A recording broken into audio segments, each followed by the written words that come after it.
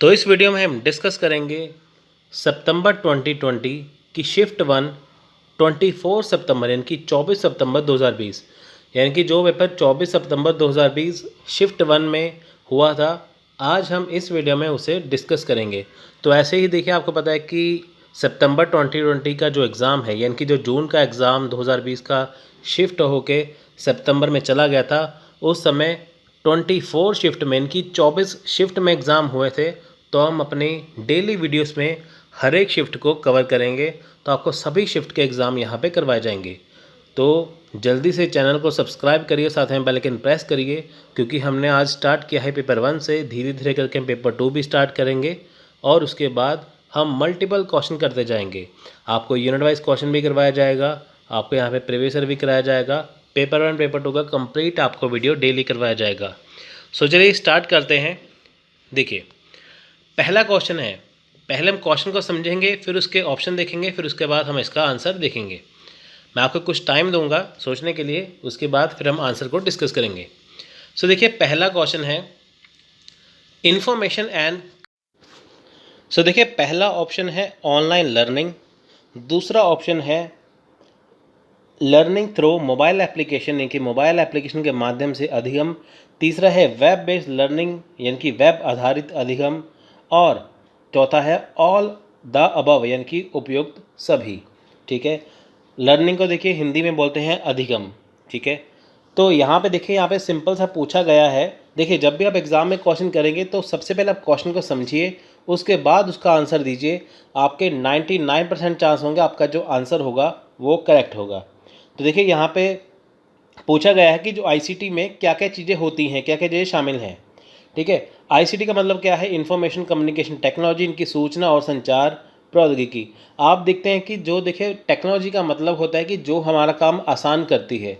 आप देखिए, पहले ज़माना था कि जब कबूतर उड़ाया करते थे, कबूतर के अंदर चिट्ठी डाल के उड़ाया करते थे ना, पैगाम भिजवाया जाता था। तो देखिए, वहाँ से लेके आज तक कंप्यूटर का ज़माना है, यूट्यूब का ज़माना है, ऑनलाइन ज़माना है, सब कुछ है। आपको कोई भी चीज़ ज़रूरत है, आप सीधे ही कहाँ से देखते हैं? गूगल पे सर्च करते हैं, यूट्यूब पे सर्च करते हैं। ये सब कुछ आपका यहाँ पे क्या है, आजकल डिजिटल हो चुका है। ठीक है, तो ये क्या है? ये आईसीटी का पार्ट है।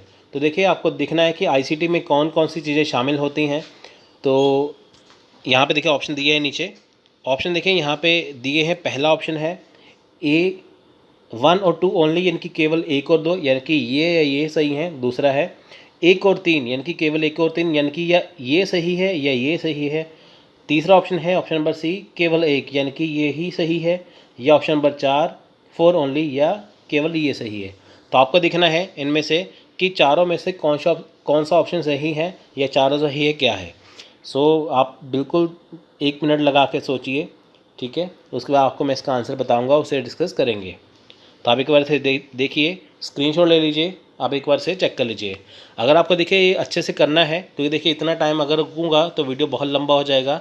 आपको मैं साथ साथ इसका आंसर बताऊंगा। अगर आपको ये अच्छे से करना है, या तो आप इसका ऑनलाइन टेस्ट सीरीज ज्वाइन कर लीजिए, जिसका लिंक मैंने डिस्क्रिप्शन में दिया है, या आप इसका स्क्रीनशॉट खींचिए। स्क्रीनशॉट खींचने के बाद आप इसे अच्छे से देखिए, या वीडियो को पॉज करते करते देखिए। जैसे वीडियो चल रहा है आप इसे पॉज कर लीजिए, सोचिए, उसके बाद इसका आंसर लगाइए।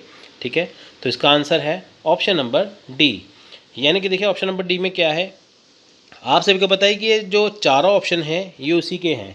आजकल क्या है, देखिए ऑनलाइन लर्निंग है यानी कि ऑनलाइन अधिगम है, लर्निंग थ्रू मोबाइल एप्लीकेशन है यानी कि मोबाइल एप्लीकेशन के माध्यम से अधिगम है। जैसे हमारा मोबाइल एप्लीकेशन है स्टडी भारत का, वहाँ पे आप ऑनलाइन टेस्ट सीरीज दे सकते हैं, ऑनलाइन स्टडी कर सकते हैं।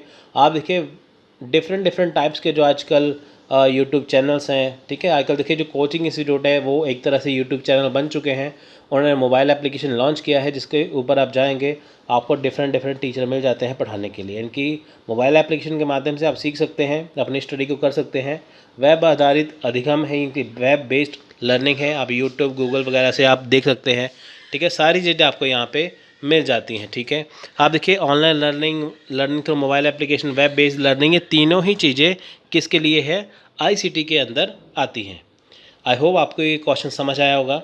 तो क्वेश्चन नंबर है 2, give below are 2 statements, one is labelled as assertion A and other is labelled as reason are.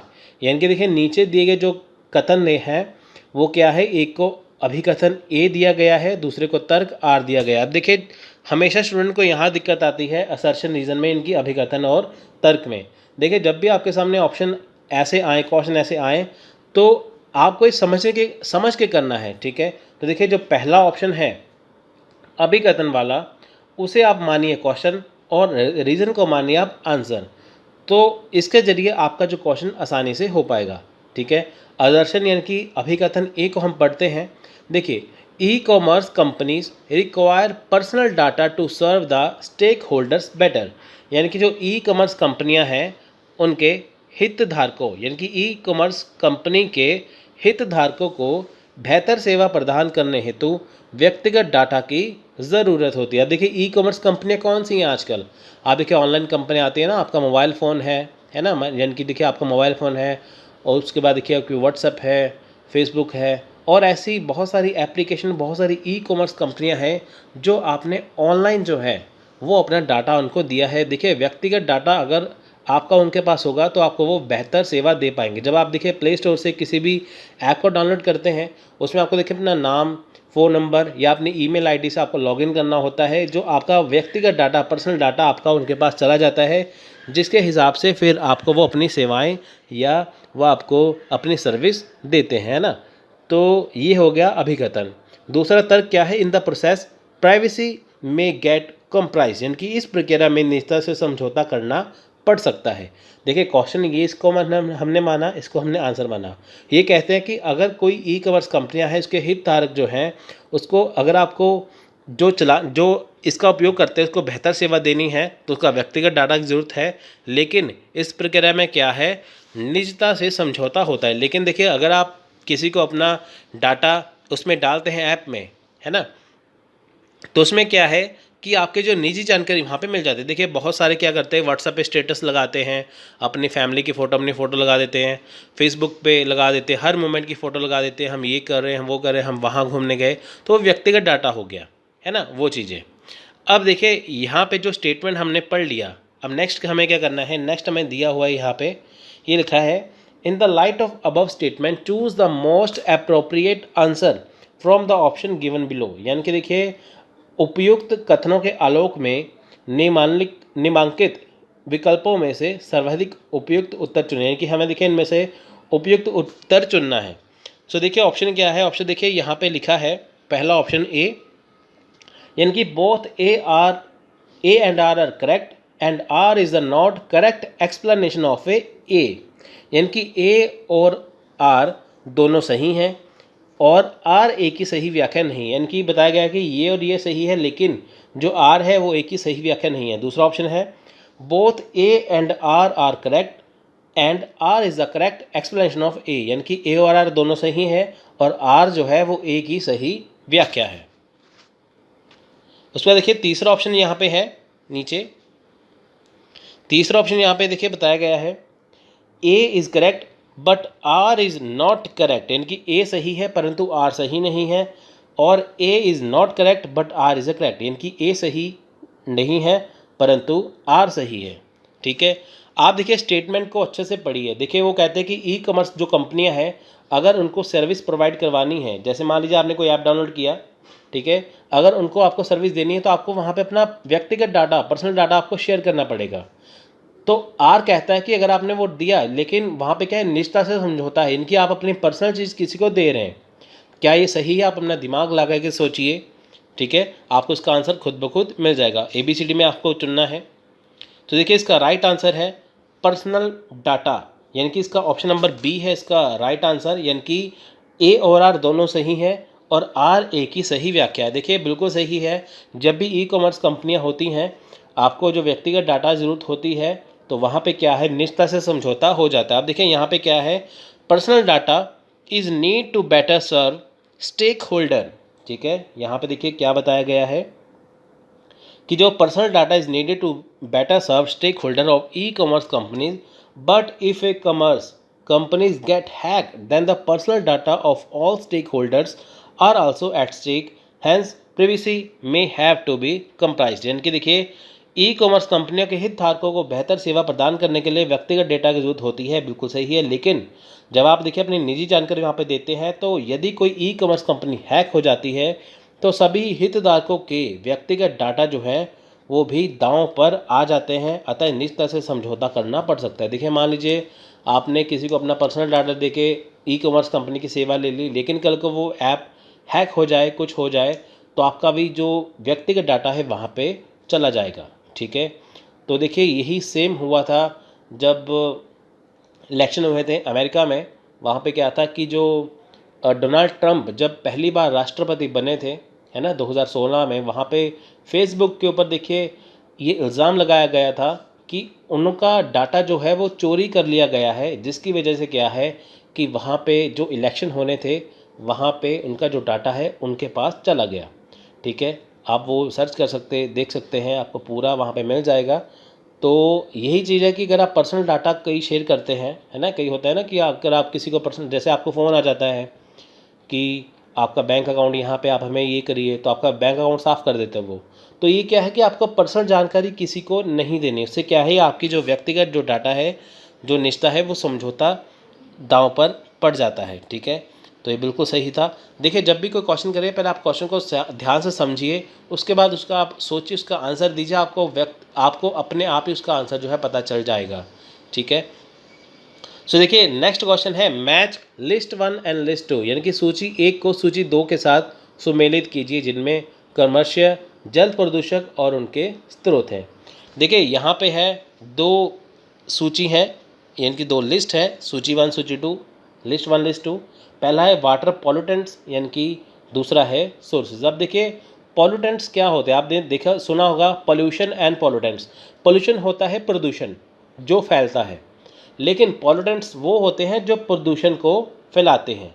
ठीक है फ्रेंड्स, यानी कि पॉल्यूशन जो है प्रदूषण, यानी कि जो पॉल्यूटेंट्स, जैसे हिंदी में जल प्रदूषक कहते हैं या प्रदूषक कहते हैं, पॉल्यूटेंट्स या प्रदूषक वो होते हैं जब प्रदूषण को फैलाते हैं, प्रदूषण जिनसे बनता है। ठीक है, यहाँ पे आपको ये बताना है कि वाटर पॉल्यूटेंट्स यानी कि जो जल प्रदूषक है उनके सोर्स क्या है, यानी कि वो कैसे बनते हैं। ठीक है, तो देखिए पहला ऑप्शन है मोर ऑक्सीजन डिमांडिंग वाटर बॉडीज़, यानी कि अधिक ऑक्सीजन की मांग करने वाले जलाशय। दूसरा है प्लांट न्यूट्रेंट्स, यानी कि पादप पोषक तत्व। तीसरा है एसिड, यानी कि अम्ल। और चौथा है पॉलीक्लोरिनेटेड बायोफिनाल्स, ठीक है, पीसीबीज। ठीक है, तो आपको यहाँ पे इनमें से मैच करना है कि कौन सा वाटर पोल्यूटेंट किसका सोर्स है, किसका स्रोत है। तो आप वीडियो को पॉज करके अच्छे से सोचिए। ठीक है, आपको यहाँ पे ऑप्शन बता देता हूँ। देखिए पहला ऑप्शन है, ऑप्शन ABCD दी हुई है, यहाँ पे आप देख सकते हैं। देखिए पहला वो बताता है कि A का 4 है, B का 3 है, C का 2 है, D का 1 है। ऑप्शन नंबर B है A का 4, B का 2, C का 1 और D का 3। और ऑप्शन नंबर C है कि A का 4, B का 1, C का 3 और D का 2। और ऑप्शन नंबर लास्ट D है A का 4, B का 3 और C का 1 और D का 2। ठीक है, आप यहाँ पे देख सकते हैं। देखिए ये क्वेश्चन सबसे आसान होते हैं। अगर आपने मान लीजिए किसी एक को भी यहाँ पे पकड़ लिया, ठीक है, आपका क्वेश्चन यहाँ पे आसान हो जाएगा। ठीक है, किसी भी एक को, मान लीजिए आपने A को 4 से कर दिया, आपको पता है कि A का 4 से कहाँ पे है। ठीक है, ये तो सभी में कॉमन है। मान लीजिए आपने कर दिया कि C का 1 में है। ठीक है, तो आपको देखिए पता चलेगा C का 1 में कहाँ पे है, लास्ट में है और B में है। ठीक है, मान लीजिए आपने पकड़ लिया कि C का 1 में है, तो ऑप्शन नंबर B और D बच जाएंगे और A और C यहाँ पे हट जाएगा, यानी कि फिर आपको दोनों में से कोई एक चूज़ करना है। ठीक है, आपको मैं एग्जांपल बता रहा था, तो आप दिमाग लगा कर सोचिए। ऑप्शन यहाँ पे आप वीडियो को पॉज कर लीजिए। ठीक है, तो इसका आपको मैं आंसर बताने जा रहा हूँ। तो इसका आंसर है ऑप्शन नंबर B। ठीक है, ऑप्शन नंबर B क्या है, ये वाला, यानी कि A का 4, B का 2, C का 1 और D का 3। ठीक है, आप यहाँ पे देख सकते हैं। ठीक है, C का 1 मैंने आपको बताया ना, जैसे C का 1 है, फॉर एग्जांपल मैंने आपको बता दिया कि C का 1 के अगर आप जोड़ दें तो देखिए C1 B में है और D में है, A में नहीं है और C में नहीं है, तो यानी कि आपको दोनों में से कोई एक चूज़ करना है।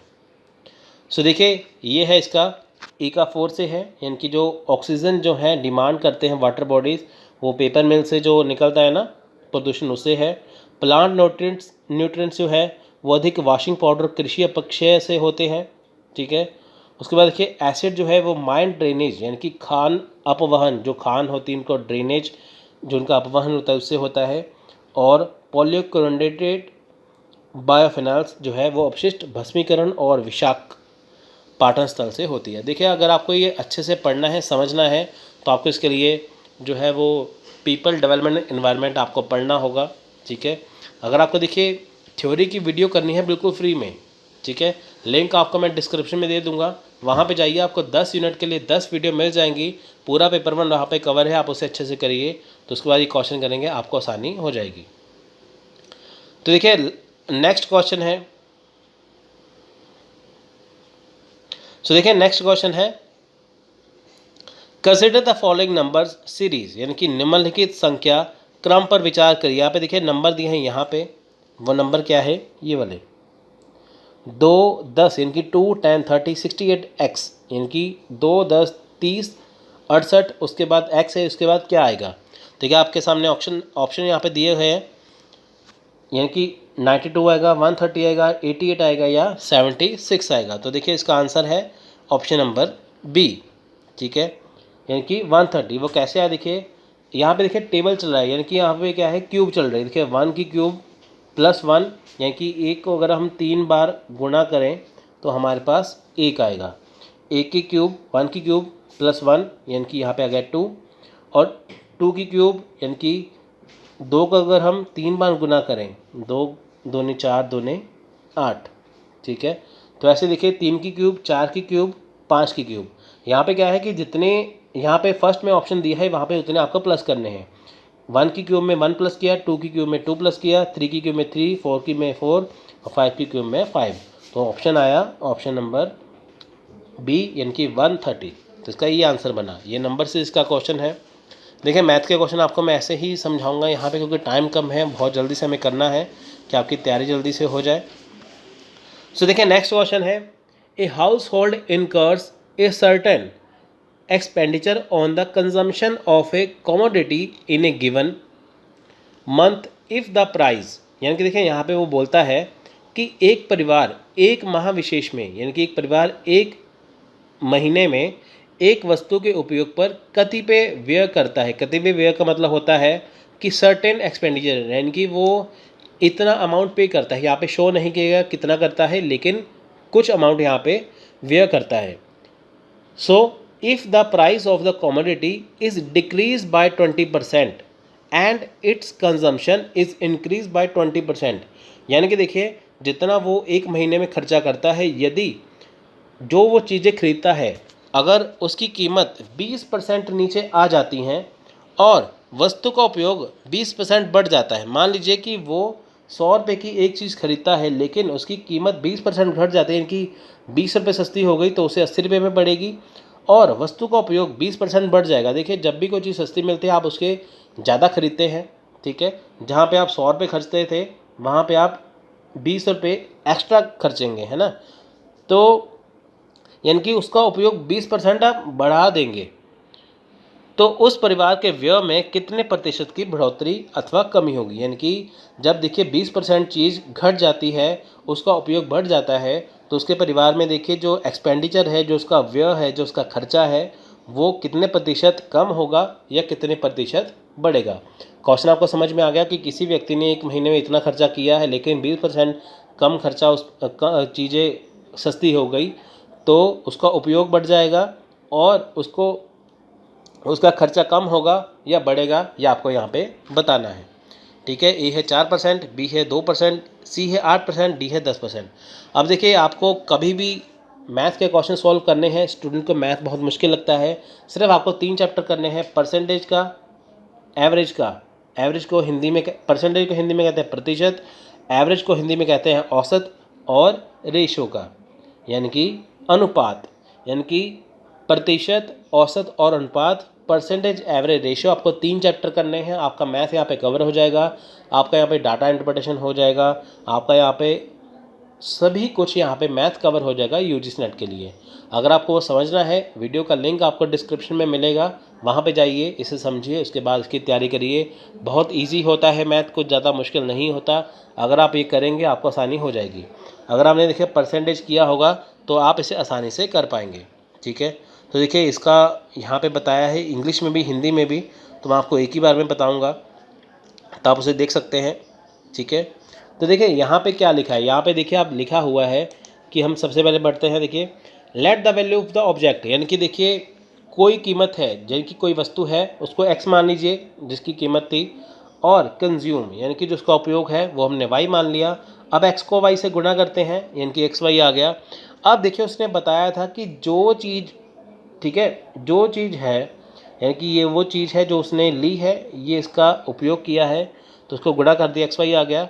अब देखिए वो डिक्रीज़ हो गया, यानी कि वो डिक्रीज़ हो गया, यानी कि जो चीज़ ये x वाली 100 रुपये की थी, मान लीजिए वो 20% कम हो गई, वो 80 रुपये की हो गई, है ना। कंजम्पशन उसका बढ़ गया 20%, यानी कि जो उसका उपयोग था वो 20% बढ़ गया। अब देखिए यहाँ पे जो x की वैल्यू है वो 80 आ गई, 80x आ गई। 80 कहाँ से आया, इसने यहाँ पे 100 मान लिया, 100 में से 20 को माइनस किया, उसका 80x आ गया, और 80x के बाद इसे क्या किया, 20 से काट दिया, तो यहाँ पे 4x और 5 आ गया। ठीक है, आप इसे अच्छे से देख लीजिए। उसके बाद देखिए ये जो वो चीज़ है जो उसने पहले 100 रुपये में लेता था, लेकिन अभी उसे 80 रुपये में मिल रही है, लेकिन अब इसका क्या है, उपयोग बढ़ गया, कंजम्पशन बढ़ गया। और देखिए y को 120 कहाँ से आया, स्टूडेंट कहेंगे एक 100 में से 20 प्लस हो गया, ये 100 हमने माना है क्योंकि हमें रकम में कुछ भी दिया नहीं है, इसलिए 100 मान लिया। जब भी कुछ नहीं दिया था तो आप उसे 100 मान लेते हैं। ठीक है, तो कंजप्शन देखिए यहाँ पे उसका 20% बढ़ गया, इनकी 120 हो गया, और जो कीमत थी वो 20 रुपये कम होगी, तो 80 रह गया। तो यहाँ पे इसको भी करने के बाद 6y/5 आ गया। ठीक है, यहाँ पे ऊपर भी 4x/5 आ गया। तो इसमें आपस में इन्होंने क्या किया, ऑब्जेक्ट को और कंजम्पशन को, यानी कि जो चीज़ है उसको, और साथ में जो उसकी जो मूल्य है, जो उपभोग है, उसे क्या किया, आपस में कर दिया। ठीक है, तो इसको आपस में करके यहाँ पे 24xy आ गया, 25 आ गया, और डिफरेंस देखना है, यहाँ पे 24xy/25 को माइनस कर दिया x। अब देखिए जब यहाँ पे 24x माइनस 25x किया बटा 25, यहाँ पे क्या है, xy/25 आ गया। ठीक है, ये क्या आया, रिडक्शन इन एक्सपेंडिचर, यानी कि ये वो चीज़ है जो व्यय में कमी है। ठीक है, जो व्यय में कमी आ गई। यहाँ पे देखिए डिज़ायर परसेंटेज क्या है, डिज़ायर परसेंटेज का मतलब क्या है, यहाँ पे अभीष्ट प्रतिशत, वो क्या है, x/25, ये वाला मल्टीप्लाई, ये मल्टीप्लाई का निशान है बीच में, इसको 100 से गुणा किया बटा xy। अब देखिए यहाँ पे क्या है, xy/25, इसको हमने 100 से मल्टीप्लाई इसलिए किया क्योंकि देखिए यहाँ पे उन्होंने प्रतिशत पूछा है। जब भी आप प्रतिशत पूछते हैं उसको दो तरीके हैं, अगर आपको परसेंटेज दिया है तो उसके बटा नीचे लगाएंगे 100, अगर परसेंटेज नहीं दिया, देखिए यहाँ पे कुछ भी परसेंटेज नहीं है, तो इसके आप साथ में मल्टीप्लाई 100 करेंगे। ठीक है, अगर दिया है यहाँ पे, अगर xy के साथ परसेंटेज होता तो 100 नीचे आता, लेकिन अभी यहाँ पे xy के साथ परसेंटेज का निशान नहीं है, तो साथ में आएगा। यहाँ पे करके बटा xy किया, तो यहाँ पे आपका आ गया 1/25। अब देखिए xy को उन्होंने 1 मान लिया, 1/25 इंटू 100, और इसका आ गया 4%, 4%। ये अब देखिए आपको ये ऐसे मुश्किल लगेगा, लेकिन अगर आपने अच्छे से समझा होगा तो आपको ये आसान लगेगा।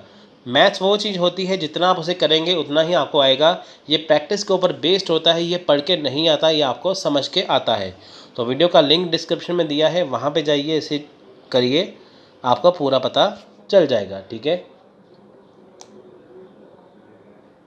सो नेक्स्ट देखिए क्वेश्चन है, which of the following entries of the Indian constitution deals with coordination and determination of standards in institution for higher education और रिसर्च और साइंटिफिक एंड टेक्निकल इंस्टीट्यूशन की भारत के संविधान में निम्नलिखित में से किस प्रविष्टि में उच्च शिक्षा संस्थानों अथवा अनुसंधान संस्थानों अथवा वैज्ञानिक और तकनीकी संस्थानों के समन्वय और निर्धारण का उल्लेख है।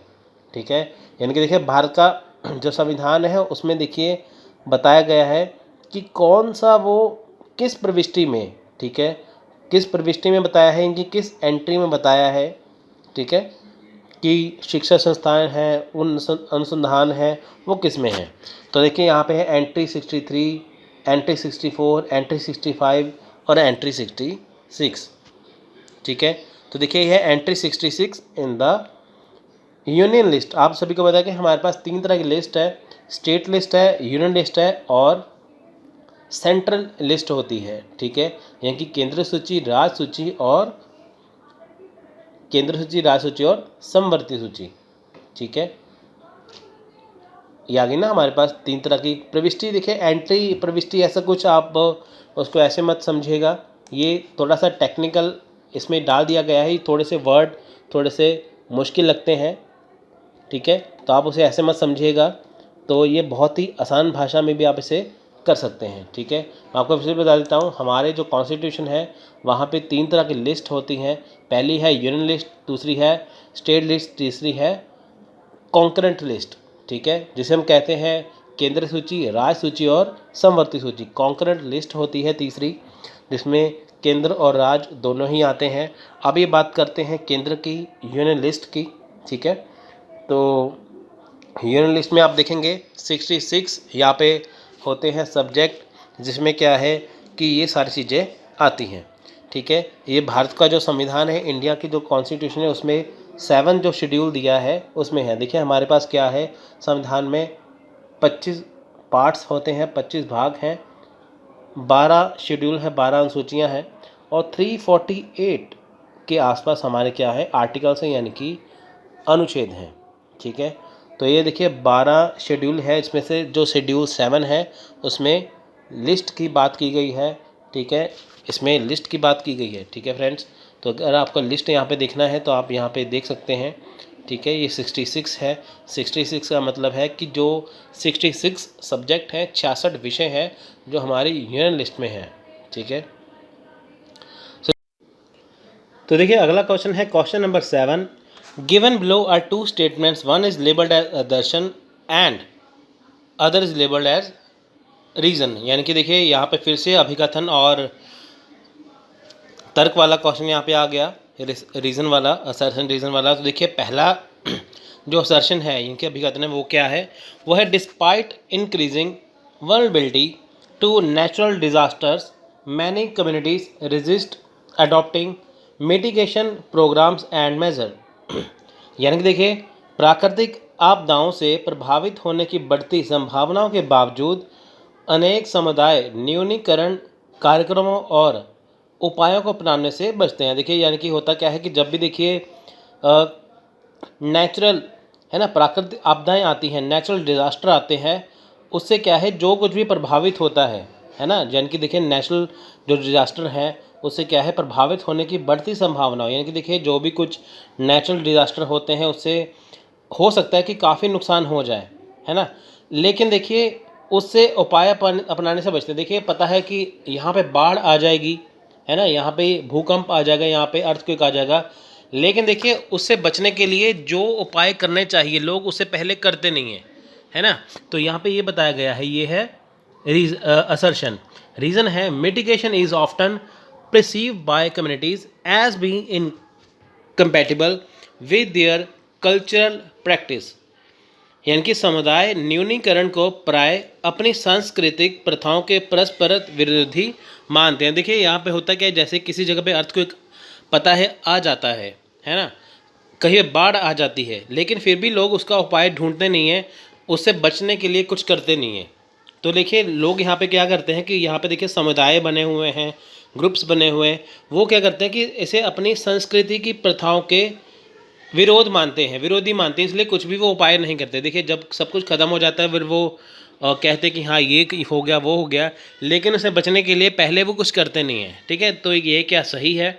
सो देखिए यहाँ पे ऑप्शन दिए हैं, both A R correct and R is a correct explanation of A. यानी कि ए और आर दोनों सही है और आर ए की सही व्याख्या है, यानी कि ऑप्शन नंबर 1, यानी कि जो ए और आर दोनों सही है। ठीक है, और बोथ क्या है, ए और आर करेक्ट है लेकिन आर ए की सही व्याख्या नहीं है। ऑप्शन नंबर बी में है कि ए सही है लेकिन आर भी सही है, लेकिन आर सही की क्या है व्याख्या नहीं है। ठीक है, यानी कि जो आर है वो अच्छे से एक्सप्लेन नहीं किया गया। सी है A is not correct but R is correct, इनकी ये बताया गया है कि जो ए सही नहीं है लेकिन आर सही है, और डी है ए करेक्ट है आर करेक्ट नहीं है। तो आपको बताना है इसमें से दोनों में से क्या सही है। तो आप इसमें से देखिए, ठीक है, दोनों में से क्या सही होना चाहिए। ठीक है फ्रेंड्स, तो देखिए, अब देखिए यहाँ पे है क्या, ऑप्शन नंबर डी, यानी कि देखिए आर सही है, सॉरी ए सही है और आर ए की सही व्याख्या नहीं है।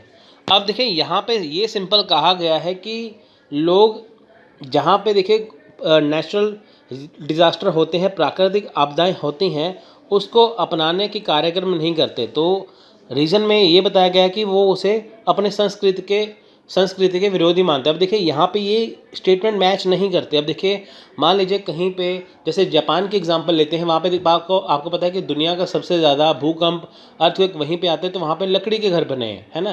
तो ऐसा थोड़ी वो कहेंगे कि नहीं, भूकंप चाहे आ जाए, अर्थक्वेक आ जाए, लेकिन हम इसे हटेंगे नहीं, हम अपने वही घर बनाएंगे, है ऐसा नहीं है। यानी कि ए सही है और आर ए की सही व्याख्या नहीं है। ठीक है, सो देखिए उसके बाद क्वेश्चन नंबर 8 है, in communication process when the sender and receiver interchange their roles in respect of sending and receiving the message it is called. यानी कि देखिए जब भी संप्रेषण की प्रक्रिया में, अब देखिए कम्युनिकेशन को हिंदी में कहते हैं संप्रेषण। देखिए कम्युनिकेशन का मतलब क्या है, कम्युनिकेशन का मतलब है कि जब हम अपना मैसेज किसी के द्वारा पहुंचाते हैं, जैसे देखिए मैं आपको ये वीडियो बना के दे रहा हूँ और आप ये वीडियो हमारे YouTube चैनल स्टडी भारत 2.0 पे देख रहे हैं, ठीक है। तो ये क्या है, कम्युनिकेशन प्रोसेस है, ये क्या है, कम्युनिकेशन है। यानी कि मैं आपको जो चीज़ पढ़ा रहा हूँ सितंबर 2020 पेपर 1 के लिए, आप उसे YouTube के माध्यम से देख रहे हैं। तो मेरा आपसे कम्युनिकेशन संप्रेषण किससे हुआ, YouTube से, ठीक है। तो इसमें क्या है, दो चीज़ें होती हैं, सेंडर और रिसीवर। सेंडर मतलब मैं, रिसीवर मतलब आप, यानी कि जो मैसेज देने वाला है वो है सेंडर, जो मैसेज लेता है वो है रिसीवर। अब देखिए यहाँ पे कहा गया है कि कम्युनिकेशन की प्रक्रिया में जब प्रदाता और अदाता यानी कि सेंडर और रिसीवर संदेश भेजने और प्राप्त करने के संदर्भ में अपनी भूमिकाओं की अदला बदली करते हैं, तो ये क्या कहलाता है, इनकी, जब देखिए मैं आपको ये मैसेज दे रहा हूँ, आप ये मैसेज ले रहे हैं, ठीक है। आप दोस्त से फ़ोन पे बात कर रहे हैं, आपने अपने दोस्त को फ़ोन किया, आप मैसेज दे रहे हैं, वो मैसेज ले रहा है, तो इसे क्या कहते हैं, ये कौन सा कम्युनिकेशन है। देखिए यह है ट्रांजैक्शनल मॉडल, यानी कि सम व्यवहारात्मक प्रतिरूप, यूनिवर्सल मॉडल यानी कि सार्वभौम प्रतिरूप, सिंगुलर फ्लो मॉडल यानी कि एकल प्रभाव प्रतिरूप, और प्लूरिस्टिक मॉडल बहुलवादी प्रतिरूप। ठीक है, तो यहाँ पे ये ऑप्शन बताया गया है इसमें, तो आपको इसमें से करेक्ट करना है, आपको सेलेक्ट करना है कि क्या है उसमें। ठीक है, उसमें सेलेक्ट करके देखिए। तो देखिए इसका जो ऑप्शन नंबर है, इसका जो आंसर है वो है ए।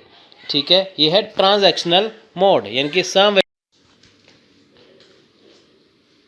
तो देखिए आंसर है A, in the process of communication when the provider and pay exchange their roles in the context of sending and receiving message, it is called a transactional mode of communication, indicated the communication is a complete. Generally this model is an exchange of communication in which communication take place from both sides. यानी कि देखिए संप्रेषण की प्रक्रिया में जब प्रदाता और अदाता संदेश भेजने और प्राप्त करने के संदर्भ में अपनी भूमिका की अदला बदली करते हैं, तो यह संप्रेषण का समव्यवहारात्मक प्रतिरूप कहलाता है, जो यह दर्शाता है कि संप्रेषण पूरा हुआ है। उसके बाद सामान्यतः यह प्रतिरूप संप्रेषण का आदान प्रदान है जिसमें संप्रेषण दोनों तरफ से होता है। देखें यहाँ पे क्या है, सिंपल सा यहाँ पे क्या था कि आपको पूछा गया कि जो आदान प्रदान करते हैं अपने संदेश का, है ना, तो क्या है, वो है संवहनात्मक प्रतिरूप ट्रांजैक्शन। अब देखें यहाँ पे क्या है कि ट्रांसफ़र हो रही है नॉलेज, है ना। यहाँ पे क्या है कि एक तरफ है प्रदाता, एक तरफ है अदाता, इनकी एक तरफ है नॉलेज को यानी कि संचार को, यानी कि जो उसका मैसेज है संदेश को पहुंचाने वाला, एक है संदेश को ग्रहण करने वाला, है ना। तो इसमें क्या है कि आपस में ये संव्यवहारात्मक प्रतिरूप कहलाता है, क्योंकि देखिए यहाँ पे क्या है कि अपनी वो भूमिकाओं की अदला बदली करते हैं। अदला बदली मतलब एक मैसेज दे रहा है, दूसरा मैसेज ले रहा है, दूसरा मैसेज समझ रहा है, जैसे मैं आपको पढ़ा रहा हूँ और आप ये पढ़ रहे हैं, है ना, तो वो चीज़ हो गई। सो नेक्स्ट है, विच ऑफ द फॉलोइंग प्रमाण्स are accepted by Vaisheshika philosophy. निम्नलिखित में से कौन से प्रमाण वैशेषिक दर्शन में स्वीकार किए जाते हैं? तो देखिए यहाँ पे ये यूनिट नंबर 6 का क्वेश्चन है, ठीक है। प्रमाण का मैंने पढ़ाया था, आपने पढ़ा है, देखिए कि कौन से प्रमाण वैशेषिक दर्शन में है, ठीक है। तो देखिए प्रत्यक्ष, अनुमान, शब्द, उपमान, अर्थपति, अनुपलब्धि, ये सभी क्या है? ये सभी प्रमाण के प्रकार हैं, प्रमाण की टाइप्स हैं। तो आपको इनमें से देखो ऑप्शन चुनना है। ऑप्शन नंबर 1 कहता है 1 और 2, यानी कि सिर्फ दो ही, ठीक है, केवल 1 और 2 ही यहाँ पे विशेषिक फिलॉसफी के अंदर आते हैं। फिर कहते हैं कि 3 और 4, ऑप्शन नंबर सी 5 और 6, ऑप्शन नंबर डी 3 और 5, ठीक है। तो आपको यहाँ पे इसे गैस करना है। तो उसका राइट आंसर है ऑप्शन नंबर ए, यानी कि देखिए यहाँ पे केवल 1 और 2 इसमें आते हैं, ठीक है। 1 और 2 इसमें आते हैं, यानी कि एस्टिमेशन और डायरेक्ट या प्रत्यक्ष, ठीक है। सो यहाँ पे क्या है? विशेषिका फिलॉसफी जो है उसके अंदर कौन से प्रमाण आते हैं? प्रत्यक्ष और अनुमान, ठीक है। सो नेक्स्ट क्वेश्चन है, the first open university in India was established in the year. अब देखिए भारत में प्रथम मुक्त विश्वविद्यालय की स्थापना किस वर्ष हुई थी? यानी कि देखिए जो इंडिया की फर्स्ट ओपन यूनिवर्सिटी है वो कब बनी? देखिए होता क्या है कि रेगुलर यूनिवर्सिटी होती है ना, सेंट्रल यूनिवर्सिटी होती है, ओपन यूनिवर्सिटी होती है। ओपन यूनिवर्सिटी में क्या है कि जब आप एडमिशन लेते हैं आप अपने घर बैठे पढ़ाई भी कर सकते हैं, ठीक है। जैसे IGNOU, Indira Gandhi national open university, यानी कि आप घर बैठे बैठे पढ़ाई कर सकते हैं। देखिए आप कहीं पे जा नहीं सकते, बिजी शेड्यूल है आपका, जॉब करनी पड़ती है, तो उन स्टूडेंट के लिए ओपन यूनिवर्सिटी बनाई जाती है कि वो घर बैठे बैठे कोर्स को कर सकते हैं। अभी ये पहली बार कब बना था? देखिए ऑप्शन नंबर आपके पास है, option number A 1982 1982, option number B 1980 1980, option number C 1985 यानी कि 1985, या ऑप्शन नंबर डी 1986 1986। सो देखिए इसका राइट आंसर है option number A 1982, option number 82, यानी कि doctor Bhimrao Ambedkar university Hyderabad is the first open university in India. यानी कि जो doctor Bhimrao Ambedkar open university है हैदराबाद में फर्स्ट ओपन यूनिवर्सिटी थी, और उसके बाद it establish in the year 1982। Indira Gandhi national open university IGNOU was establish in the year 1980। So अगला क्वेश्चन है question number 11, which of the following are accepted in Buddhism, यानी कि बौद्ध धर्म में निम्नलिखित में से किनको स्वीकार किया जाता है? यानी कि बौद्ध धर्म जो है, बुद्धिज्म है, इसमें से किसको स्वीकार किया जाता है, ठीक है। ऑप्शन है देखिए अध्यास, ऑप्शन नंबर ए अध्यास, अपोह, अभाव, अर्थपति, प्रत्यक्ष या शब्द, ठीक है। ये 6 दिए हैं। ऑप्शन है आपके सामने देखिए, ए है 1 और 2, यानी कि पहले 2 हैं सिर्फ बुद्धिज्म में, उसके बाद 2 और 5 या दूसरा या 5, 3 और 4 यानी कि 3 and 4, और 5 और 6। आपको बताना है कि बुद्धिज्म में यहाँ पे इनमें से किसको स्वीकार किया जाता है। सो देखिए इसका राइट आंसर है ऑप्शन नंबर बी 2 और 5, यानी कि बुद्धिज्म में 2 और 5, यानी कि बुद्धिज्म में अपोह और प्रत्यक्ष को माना जाता है इनको। सो देखिए इसका सोल्यूशन देखते हैं, देखिए ठीक है, अपोह प्रत्यक्ष को माना जाता है बुद्धिज्म में। सो देखिए नेक्स्ट क्वेश्चन है, a teacher who encourage students participation in communication will ensure, यानी कि संप्रेषण में विद्यार्थियों की सहभागिता को प्रोत्साहित करने वाला शिक्षक निम्नलिखित में से किन्हें सुनिश्चित करेगा। यानी कि देखिए जब एक क्लास में टीचर है, स्टूडेंट को इनकरेज करते हैं पार्टिसिपेशन करने के लिए, किसमें? कम्युनिकेशन के। टीचर बताते हैं ना किसी से कम्युनिकेशन कैसे करना है ना, कैसे पार्टिसिपेट करना है आपस में। तो जब वो टीचर करते हैं तो क्या सुनिश्चित करते हैं? पहला है विरोधाभासी विचार, आत्मसम्मान यानी कि self esteem, opposite view, class performance यानी कि कक्षा में प्रदर्शन, प्रोफेशनल डेवलपमेंट, वृत्तिक विचार, या बाइंड्री डिस्ट्रैक्शन, द विकर्षण। यानी कि देखिए जब टीचर किसी स्टूडेंट्स को आपस में पार्टिसिपेट करने के लिए कहते हैं, कम्युनिकेशन करने के लिए कहते हैं, तो वो क्या करते हैं, वो क्या इंश्योर करते हैं, ठीक है, आपको इनमें से बताना है। देखिए ऑप्शन है 1, 2 और 3 यानी कि 1, 2 और 3, option number B 1, 3, 5, option number C 1, 4 and 5 and 2, 3 and 4। यानी कि देखिए आपको इनमें से बताना है। तो इसका ऑप्शन क्वेश्चन के बार फिर से देख लीजिए, वीडियो को पॉज करके आप इसे एक बार देखिए, सोचिए।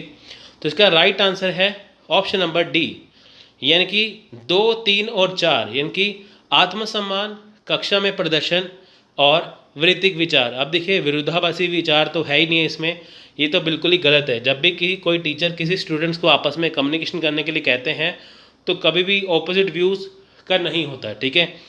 सो 2, 3 और 4 है आत्मसम्मान, सेल्फ स्टीम, क्लास परफॉर्मेंस, कक्षा में प्रदर्शन और प्रोफेशनल डेवलपमेंट, इनकी वृत्तिक विचार, ठीक है। यहाँ पे देखिए लिखा भी है, the teacher who encourage student participation in communication ensure self esteem, classroom performance and professional development, यानी कि संप्रेषण में विद्यार्थियों की सहभागिता को प्रोत्साहित करने वाला शिक्षक आत्मसम्मान, कक्षा में प्रदर्शन और वृत्ति विकास सुनिश्चित करता है।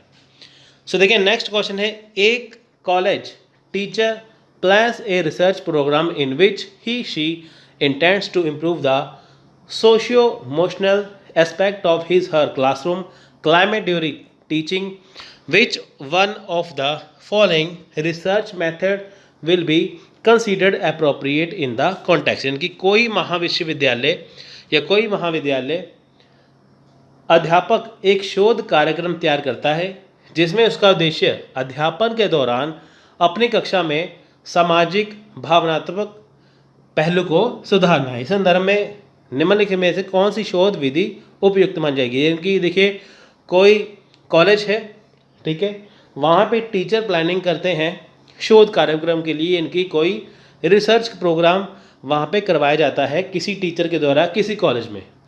जब भी कोई टीचर किसी कॉलेज में कोई शोध प्रोग्राम या रिसर्च करवाते हैं तो उनका उद्देश्य क्या होता है? उनका उद्देश्य होता है अपनी सामाजिक भावनात्मक पहलू को सुधारना। तो इस संदर्भ में कौन सी विधि है? देखिए एक्सपेरिमेंटल मेथड यानी कि प्रयोगमूलक विधि, डिस्क्रिप्टिव मेथड वर्णनात्मक विधि, एक्शन रिसर्च मेथड यानी कि क्रियात्मक अनुसंधान विधि, या हिस्टोरिकल मेथड ऐतिहासिक विधि। अब देखिए यहाँ पे अगर आपने रिसर्च को अच्छे से पढ़ा होगा तो आपको पता है कि कितने बेसिक क्वेश्चन आते हैं। देखिए बहुत आसान क्वेश्चन आता है, अगर आपने इसे पढ़ा होगा तो आप ऐसा झटपट आंसर आप इसका दे देंगे। तो इसका राइट आंसर है ऑप्शन नंबर सी, यानी कि क्रियात्मक अनुसंधान विधि। यानी कि देखिए the functional research method will be useful if a college teacher prepares a research programme in which it aim to improve socio emotional initiatives in their classroom during teaching. Functional research is conducted to identify a problem and suggest solution for its resolution. It is cyclic in nature. यानी कि देखिए क्रियात्मक अनुसंधान विधि उपयोगी होगी यदि कोई महाविद्यालय शिक्षक एक शोध कार्यक्रम तैयार करे जिसमें उसका उद्देश्य शिक्षण के दौरान अपनी कक्षा में सामाजिक भावनात्मक पहल को सुधारना। यानी कि देखिए जब भी कोई शिक्षक किसी कॉलेज में कुछ पढ़ाते हैं, कुछ शोध प्रोग्राम तैयार करते हैं, उनका उद्देश्य क्या है? अपने शिक्षण के दौरान जब भी वो पढ़ाते हैं उसमें क्या है, सामाजिक और भावनात्मक पहल दोनों ही आए, दोनों को ही सुधारा जाए। क्योंकि देखिए आप उनसे सोशली कनेक्ट करते हैं, सामाजिक तौर पर कनेक्ट करते हैं और भावनात्मक तौर पर कनेक्ट करते हैं। क्रियात्मक शोध किसी समस्या को पहचानने और उसके निराकरण के लिए सुझाव देने के लिए आयोजित की जाती है। इसकी प्रकृति चक्रीय होती है। यानी कि देखिए साइक्लिक है इन नेचर में। साइक्लिक कैसे आपको मैं बताता हूँ। देखिए यह साइक्लिक, ठीक है। यहाँ पे देखिए नियोजन है, चिंतन है, क्रियान्वयन है, पर्यवेक्षण है, फिर नियोजन है, यानी कि साइक्लिक है। ये आपस में क्या है, एक दूसरे से कनेक्टेड हैं, जुड़े हुए हैं, इसलिए ठीक है। तो ये था इसका। पाइथन इज एन, यानी कि पाइथन क्या है। अब देखिए क्वेश्चन आया था, ये बहुत ट्रिकी क्वेश्चन था, बहुत सारे स्टूडेंट को पता नहीं था। जिन्होंने देखिए कंप्यूटर पढ़ा है, आईसीटी अच्छे से पढ़ा है, उनको आसानी से आएगा। पाइथन क्या है? Programming language, operation system, operating system, search engine या स्नेक। ये क्या है? यानी कि केवल एक, ऑप्शन नंबर बी केवल 2 या 2 या 3 या 2 या 3 और 4। पाइथन इनमें से क्या है? तो इसका राइट आंसर है ऑप्शन नंबर ए, पाइथन क्या है? केवल एक है, प्रोग्रामिंग लैंग्वेज है।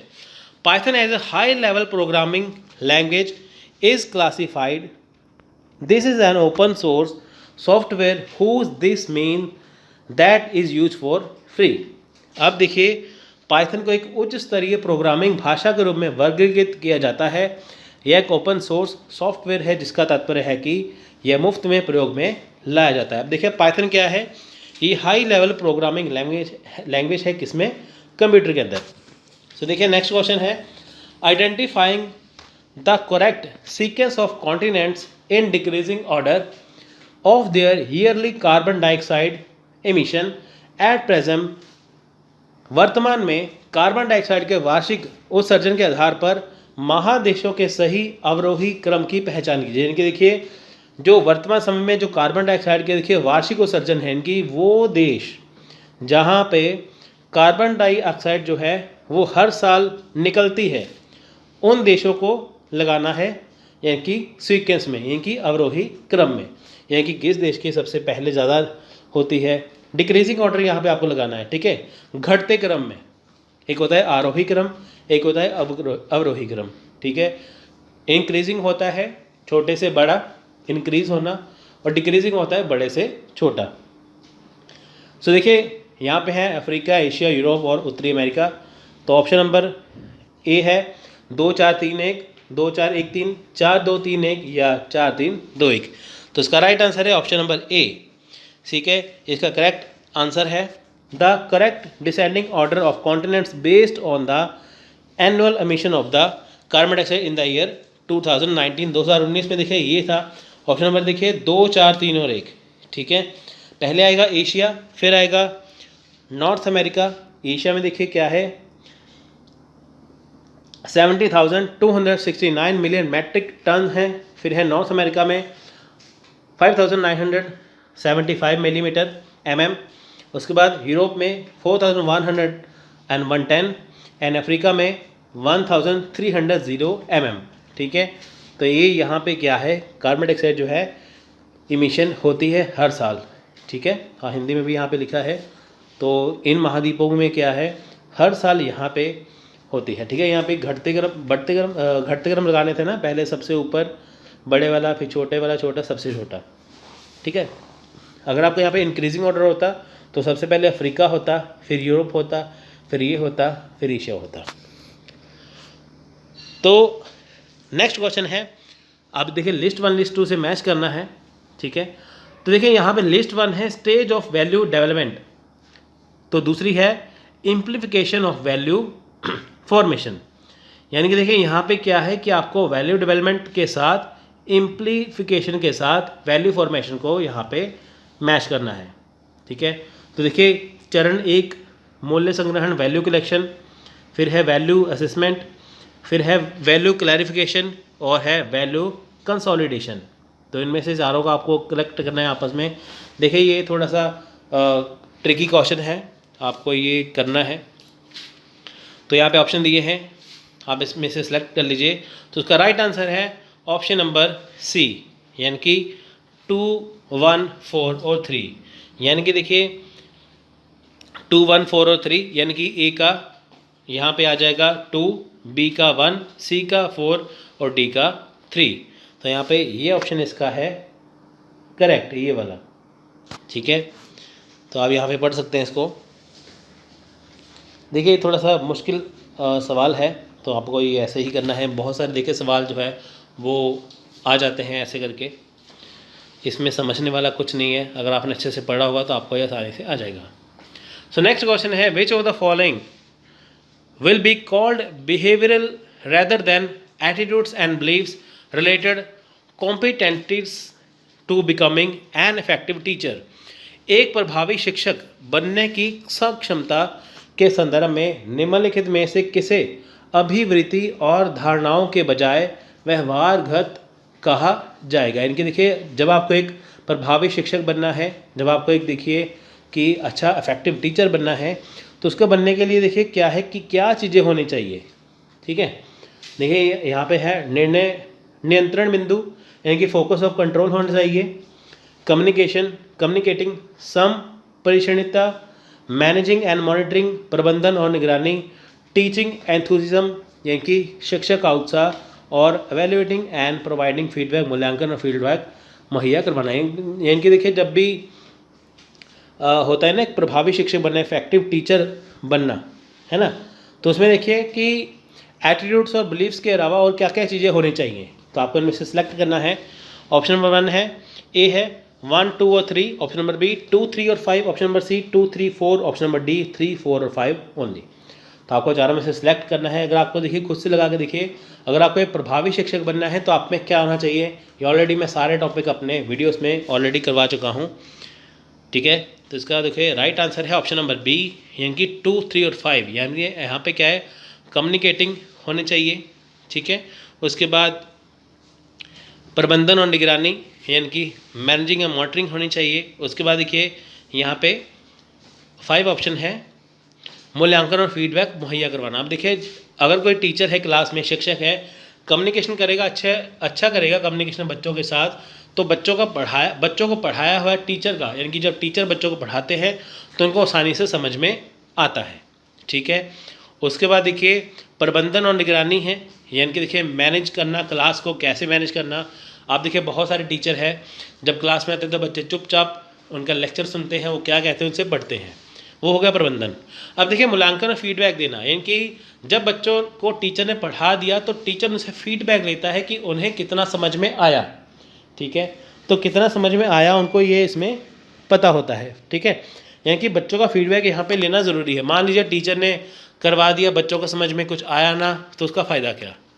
तो ये चीज़ें बहुत ज़्यादा इसमें ज़रूरी है। देखिए शिक्षक का उत्साह तो हर एक में होता है जब वो नया टीचर हो, है ना, वो चीज़, ठीक है। यहाँ पे देखिए ये 4 चीज़ें आती हैं, इसमें आप पढ़ सकते हैं, ठीक है। इसमें कम्युनिकेशन स्किल होना चाहिए, मैनेज होना चाहिए, वैल्यूएशन फीडबैक होना चाहिए, जो आपको मैंने देखिए यहाँ पे बता दिया। नेक्स्ट है क्वेश्चन नंबर 18, प्रश्न number 18, which of the following steps in research are least vulnerable to research ethics, यानी कि निम्नलिखित में से कौन से अनुसंधान आचार शास्त्र से सबसे कम प्रभावित होते हैं। निम्नलिखित में कौन से अनुसंधान चरण, देखिए यानी कि जो रिसर्च के जो स्टेप्स है, जो अनुसंधान चरण हैं और जो अनुसंधान के आचार शास्त्र में सबसे कम प्रभावित होते हैं, यानी कि देखिए जो अनुसंधान चरण हैं वो सबसे कम कौन प्रभावित होते हैं, ठीक है। आपको पता है कि चर 2 तरह से होते हैं, एक प्रभावी, है ना, होते हैं ना 2 तरह से चर, देखिए, है ना। इसलिए तो देखिए अनुसंधान चरण में क्या है कि कौन किससे कम प्रभावित होता है। सो देखिए पहला नंबर है आइडेंटिफाइंग द रिसर्च वेरिएबल्स, यानी कि अनुसंधान चरों को पहचान करना। दूसरा है डिफाइनिंग द रिसर्च वेरिएबल, अनुसंधान चरों को परिभाषित करना। अब देखिए अनुसंधान चरों को पहचान करना, फिर है परिभाषित करना, फिर है आंकड़ों का संग्रहण करना, डाटा कलेक्शन, फिर डाटा एनालिसिस, आंकड़े विश्लेषण करना, फिर है रिपोर्टिंग, रिसर्च कंक्लूजन, अनुसंधान निष्कर्षों की रिपोर्टिंग। अब देखिए सबसे ज़्यादा इनमें से कौन कम प्रभावित होता है। अब देखिए जब भी कोई रिसर्च करते हैं वो चर आपस में क्या है ना। देखिए एक आश्रित चर होते हैं डिपेंडेबल, है ना, एक होते हैं इंडिपेंडेंट। तो देखिए सबसे ज़्यादा कम इनमें से कौन प्रभावित होता है, कम प्रभावित कौन होता है। जब भी कोई रिसर्च करते हैं देखिए सारे ही जो चीज़ें हैं वो प्रभावी होती हैं, लेकिन सबसे कम कौन होता है। ऑप्शन नंबर 2, 3 या 1, 2, 3, 4 या 4, 5। तो इसका राइट आंसर है यहाँ पे ऑप्शन नंबर बी, यानी कि 1 और 2, ठीक है। यानी कि आइडेंटिफाई द रिसर्च वेरिएबल, जो रिसर्च के वेरिएबल्स हैं, अनुसंधान चर हैं, वो अगर उनको पहचान करना है वो भी सबसे कम प्रभावी होते हैं, और उसके बाद जब उनको परिभाषित किया जाता है वो भी सबसे कम प्रभावी होता है। देखिए ये अनुसंधान चरों की पहचान करना, उन्हें परिभाषित करना, ये सबसे कम प्रभावित होते हैं। देखिए the steps of identifying research variable are defining research variables are least affected by research ethics, where at the stage of data collection process, data analysis process and reporting of research, finding are most factored by research code of conduct, यानी कि देखिए अनुसंधान चरों की पहचान तथा अनुसंधान चरों को परिभाषित करने के चरण अनुसंधान आचार शास्त्र से सबसे कम प्रभावी होते हैं, जबकि आंकड़ा संग्रहण प्रक्रिया, आंकड़ा विश्लेषण प्रक्रिया तथा अनुसंधान निष्कर्षों की रिपोर्टिंग के चरण शोध सर्वाधिक प्रभावित होते हैं। देखिए अनुसंधान चरों की पहचान करना, परिभाषित करने सबसे कम प्रभावित होते हैं। सबसे ज़्यादा प्रभावित कौन होता है? जब आंकड़े इकट्ठे किए जाते हैं, जब डाटा इकट्ठा किया जाता है, डाटा का विश्लेषण किया जाता है, उनका निष्कर्ष निकाला जाता है, तो सबसे ज़्यादा प्रभावित होते हैं। लेकिन जब उनकी पहचान की जाती है अनुसंधान चरों की या उन्हें परिभाषित किया जाता है, वो सबसे कम प्रभावी होता है। सो अगला क्वेश्चन है the personalistic styles of writing a research report are permissible in which of the following research, यानी कि देखिए निम्नलिखित में से किस प्रकार के शोध में शोध प्रतिवेदन लेखन की आत्मनिष्ठ शैली के प्रयोग की अनुमति है। यानी कि देखिए किस प्रकार का जो शोध है, जो शोध प्रतिवेदन, ठीक है, जो रिसर्च रिपोर्ट है, ठीक है, जब उसे लिखा जाता है तो उसकी आत्मनिष्ठ शैली इसमें कैसे, यानी कि देखिए जब शोध की जो रिसर्च रिपोर्ट लिखी जाती है तो इनमें से किसे फॉलो किया जाता है। मान लीजिए आप रिसर्च कर रहे हैं, आपको रिसर्च रिपोर्ट तैयार करनी है, तो आप क्या फॉलो करेंगे? ग्राउंड रिसर्च थ्योरी, इनकी आधारित सिद्धांतमूलक शोध, एक्सपेरिमेंटल रिसर्च, इनकी परीक्षण मूलक शोध, पार्टिसिपेंट ऑब्जर्वेशन बेस्ड रिसर्च, इनकी सहभागी परीक्षण आधारित शोध, या ऐतिहासिक शोध हिस्टोरिकल रिसर्च, या केस स्टडी व्यष्टि अध्ययन शोध। देखिए ऑप्शन आपके दिए हैं 1 2 3 2 3 5 1 3 5 या 3 4 5। तो इसका आपका ऑप्शन है ऑप्शन नंबर सी 1 3 और 5, यानी कि ग्राउंड थ्योरी, पार्टिसिपेंट ऑब्जर्वेशन और उसके बाद केस स्टडी रिसर्च। देखिए जब भी आप रिसर्च रिपोर्ट तैयार करते हैं तो आप इन्हीं के आधार पे करते हैं, ठीक है। तो देखिए basic theoretical research, participatory observation research and the personal study research allow the use of subjective style of writing research report। जब भी आपको देखिए रिसर्च रिपोर्ट तैयार करनी होती है तो आप इन चीज़ों को ध्यान में रख के रिसर्च रिपोर्ट तैयार करते हैं। अगर आपने रिसर्च एप्टीट्यूड अच्छे से पढ़ा होगा तो आपको ये आसान हो जाएगा। देखिए बस आपको ज़्यादा जोर देने की, देखिए क्वेश्चन आ चुके हैं, आप देखिए कि ऐसे ही क्वेश्चन एग्जाम में आते हैं। Given below are 2 statement related to the Upanishadic tradition, Upanishad परंपरा से संबंधित 2 कथन दिए गए हैं। अब देखिए यहाँ पे उपनिषद जो परंपरा है से 2 कथन कौन से हैं? देखिए स्टेटमेंट 1 है, यानी कि कथन 1 है, paravidya means knowledge that transcend human experience, यानी कि प्राविद्या का अभिप्राय वह ज्ञान है जो मनुष्य के अनुभवों से परे है, ठीक है। पराविद्या का मीनिंग क्या है? कि वो ज्ञान जो मनुष्य के अनुभव से दूर है, परे है। दूसरा है aparavidya means knowledge based on the human experience, यानी कि अपराविद्या का अभिप्राय उस ज्ञान से है जो मनुष्य के अनुभव पर आधारित है। तो देखिए यहाँ पे क्या है, पहला उन्होंने दिया है कि पराविद्या वो है जो मनुष्य के अनुभव से, एक्सपीरियंस से दूर है। दूसरा अपराविद्या क्या है? जो मनुष्य के अनुभव पर आधारित है। तो आपको देखिए कि उपनिषद जो परंपरा है उसके आधार पर इनमें से देखना है। आपको पराविद्या अपराविद्या का अगर मीनिंग पता है तो आप इसका आसानी से जवाब दे पाएंगे। तो देखिए ऑप्शन नंबर 1 2 3 4 यहाँ पे दिया है। Both statement 1 and 2 are false, इनकी पहला और दूसरा कथन दोनों गलत है, या दोनों सही हैं, या पहला सही है दूसरा गलत है, या पहला गलत है दूसरा सही है। तो राइट आंसर है इसका ऑप्शन नंबर बी, ठीक है, दोनों ही सही हैं। सो देखिए आंसर है B. Under the Upanishad tradition knowledge was divided into 2 broad disciplines, paravidya and aparavidya. यानी कि देखिए जो उपनिषद परंपरा है उसके अंतर्गत जो ज्ञान है, जो नॉलेज है, वो 2 व्यापक विधाओं में बांटा गया है, 2 भागों में बांटा है, पराविद्या